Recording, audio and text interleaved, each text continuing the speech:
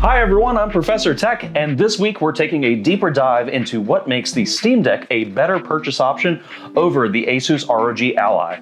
The holidays are coming up, so grab a blanket, get some cocoa, get comfortable, and let's find out what gives Valve the edge.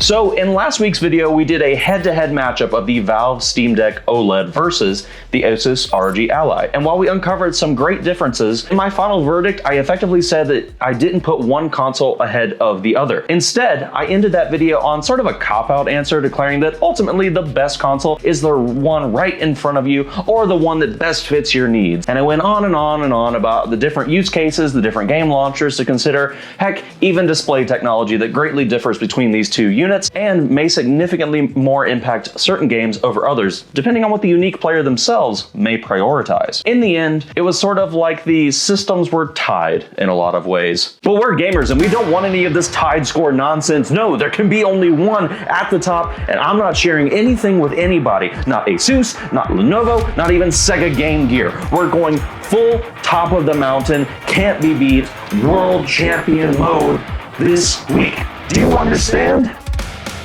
Well, yes, we're getting competitive this week. So, in the spirit of competition, this week we'll be looking at 5 unique aspects of the Valve Steam Deck OLED that puts it above the ASUS ROG Ally and why it is ultimately better than the ASUS ROG Ally. Shame, really? What if there was a channel that you could get subscribed to that would tell you all the reasons why the Ally is actually better than the Valve Steam Deck in a couple weeks? Maybe I'll do that in a few weeks just to, confirm everybody's biases at the same time. Actually, that's my channel. My channel is going to be doing a video on which one is better for which. Just hit subscribe. So, without further ado, let's jump into 5 reasons that the Steam Deck OLED is better than the ASUS ROG Ally. Color fidelity. So this one stems from some of the things that we talked about last week, and if you haven't already, you can check out that video up here. While the ASUS ROG Ally definitely has the higher refresh rate and the higher resolution screen, the overall color accuracy falls short of being able to beat out the Steam Deck OLED's mastery of such a subject. Due to the sheer nature of OLED technology and its ability to cut on and off entire pixels, resulting in not a dark gray, but a truly blacked out pixel, the color contrast and stops of dynamic range between color variations is unmatched in almost any other handheld device, sub maybe some flagship smartphone manufacturers' phones like the iPhone 15 or an Android Samsung Galaxy S23 Ultra. But the difference is, of course, that a smartphone like that costs anywhere from 2 to 3 times as much, and they don't play PC games. And while a 90Hz refresh rate is not as high as a 120Hz refresh rate, one could argue that the decision to invest in a more color-accurate, rich, and comfortable display in a portable device more than overcomes the extra 30 frames per second, especially when most games won't even be able to reach that level even on the Ally. For the games that do reach over 60 frames per second, they are generally so ill-demanding that the jump from 60 to 90 Hz feels almost as big as the jump from 60 to 120. Several other tech review channels, such as Gamers Nexus and Linus Tech Tips, have dived into this trend in the past to investigate the tangible differences once you supersede 60 frames per second. From what I took away from those videos, among many others, is that unless you are a professional level esports player, you probably won't fare that much better with that extra 30 Hz. And if you are a professional esports player, you're probably not playing desktop level games on, well,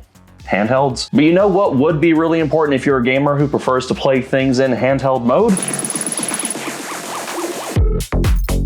Ease of use. That's right. One of the most important aspects of taking something that is usually this big and turning it into something that is this big. By the sheer nature of the technology, downsizing it to this degree while attempting to deliver similar performance is going to have setbacks, and neither the Steam Deck OLED or the ASUS ROG Ally have been able to escape this entirely. However, Valve's SteamOS user interface design, built on the back of a custom-built Linux kernel, is more tailored to the handheld experience because, well, it was built to do just that. From its inception, Valve's SteamOS has been meant for controller-based play, as its user interface borrows heavily from Valve's older Big Picture mode. Ironically, Big Picture mode now follows the user interface design of SteamOS. So while we know Big Picture mode came first, it kind of feels like a chicken and the egg type of situation. Meanwhile, ASUS's efforts are somewhat in vain. While the idea of a portable Windows handheld PC sounds absolutely amazing, especially for people like myself, that travel constantly and frequently. However, this translates only partially well to a handheld form factor. I'm not going to spend a lot of time retreading old ground on my critiques of this experience, so the short version is that the current iteration of this is a bit off. However, to ASUS's credit, they have in some recent updates that improved both the stability and usability of the process, improved this quite a bit. But it's still no Steam OS, and this causes me to get frustrated. At this point, it has been relegated to really only playing games that my Steam Deck just can't play, like Call of Duty, Fortnite, and Minecraft. But in all honesty, I'd rather play those games on my laptop or my desktop instead. However, if you'd like to see more of my recommendations for what games do play the best on both the Ally and the Steam Deck, make sure to hit the like button down below. It helps the channel and helps keep us showing up in your feed. And you know what else shows up in your feed? The button interface. Okay, so the transition didn't really work there, well, at all, but the button interface on the Steam Deck OLED is, in my opinion, preferable to that of the ASUS ROG Ally. While last week's video was a stride towards objectivity, this video is more of my personal leanings, and with that in mind, I do nominally prefer Valve's effort here over ASUS. The touchpads work like a dream, and with the updated haptic feedback, it's smoother and more responsive than ever. I also grew up as a PlayStation kid, so contrary to most PC gamers, I actually find myself enjoying having joysticks that are parallel to one another, in contrast to the Xbox controller layout that has them slightly offset. This is totally a bias thing, so it's not something that everybody will agree with. And while I do admit that the D-pad situation on the Ally is preferred to me when I'm playing fighting games, the Steam Deck's isn't so bad that I don't go out of my way to bring my Ally over my Steam Deck when I go on long work trips. It works just fine, and would get a solid B- if it was getting a grade from me. The Ally would get a solid B+.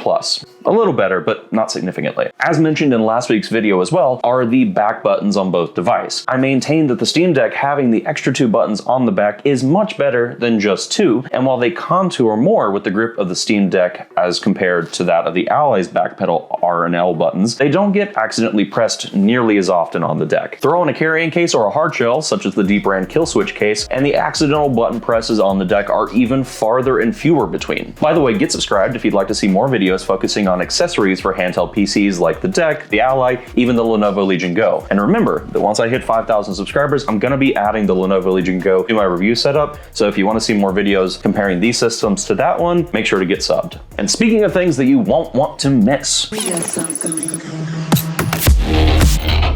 the community support. Ah, yes, the coveted X factor in any new piece of technology. Will the masses love it? Will they hate it? Will they support the manufacturer and their innovations? Or will they trash them into oblivion? Or, in rare cases like what we've seen with the PS Vita, will they breathe new life into a product that was otherwise abandoned by its maker? Well, thankfully, in the case of the Steam Deck OLED, it's the first. Ever since its launch and Valve's very public stance on making their portable baby a device to be tinkered with, the masses have been in love with the Steam Deck, and this has led to an ever-burgeoning and massive community support system that helps users resolve virtually any issue that they encounter. And yes, before anyone comes for my jugular, the ASUS ROG Ally also has a lovely support system in its community as well, but given Valve's first-to-market approach with their release and the fact that they've had over a year head start on the market, this has organically led to the Steam Deck just having a more robust and wide community. Plus, an advantage that Valve inherently has over ASUS is that Valve is built on the back of a marketplace that has prioritized user feedback and reviews for all of the software that they sell. One of the first things that you see when you click on a game's page is how the overall and the recent players have been feeling about any game that you're purchasing, and many of the communities that have aided in Steam Deck's popularity actually existed in other forms before the Steam Deck. But it's not all Valve praise here, as they've definitely had some other excursions that got them to the point, such as something like the Steam controller, where they've had more ample opportunity to test things that have ultimately ended up in the fascinating DNA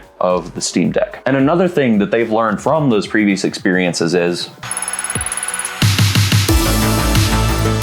optimized games. Yeah, that's right, games that actually work. My singular biggest complaint about the ROG Ally, which I'm sure I've said before, and I'm sure I'll say again, but I'm saying it right now, is that some games just don't work, and you have to tinker with them so much more than you would have on a desktop. And yes, I know the Steam Deck also has games that don't work, and I'm aware that most people playing on a desktop or a laptop simply aren't putting their system to sleep as often, so when games crash after going into sleep or hibernation mode, that should kind of be expected. And yes, I'm aware that even on top-end PCs, You have to modify settings out of the box to get things running well and the way you want to sometimes. But in a portable factor, I'm a lazy dog and I don't want to do all of that. And the reason that I'm coming up with a better reason for saying this over that is because it's just true. I am a lazy dog. But that doesn't mean that this point doesn't have some merit beyond just, oh, tech lazy. Tech bad. While I'm a computer nerd who loves building and repairing and customizing computer components, many people, I'd even argue most people, are not. While it's easy to get into our own echo chambers shouting more customization, more, that's not quite how the market works. Take Apple and Android, for example. For years and years, Android users shouted how much more customizable their devices were over various forms of the iPhone. And while some of that still holds true, particularly if you're someone who likes to use custom launchers and a few other small software aspects, the masses ultimately decided that Apple was the easier and more approachable option. Apps on the Apple App Store just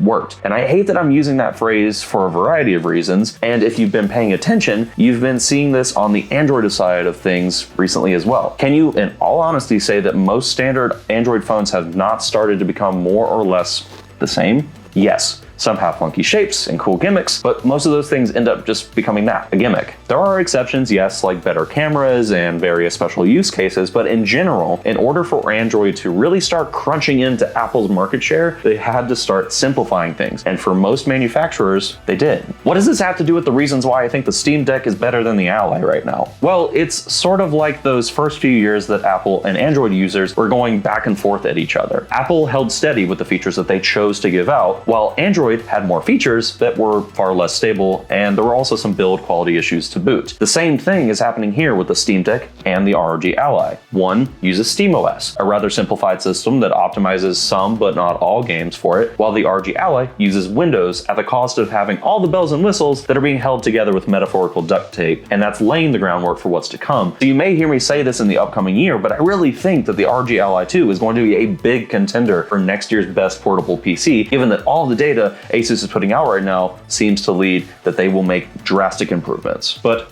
for now, I still think this is just a better OS, period. And when it comes to games, I just want them to work, especially when I'm on the go. I don't want to be dealing with constant software issues. Windows on a portable handheld seems like a great idea, needs drastic improvements. Like I said last week, ultimately it is up to the user to decide which system is the best for their use case, their special interests, and whether or not they want to use the system for more than just gaming even. But when I'm asked by friends and people online alike which system I recommend above all others, as of December 2023, I recommend the Valve Steam Deck OLED. It's an absolute unit of a system. So, I hope you enjoyed that video. If you did, make sure to hit like and get subscribed. Otherwise, the moon will fall from the sky tomorrow. I appreciate every single one of you, even my haters, and I hope you all have an absolutely fantastic and lovely week. Bye!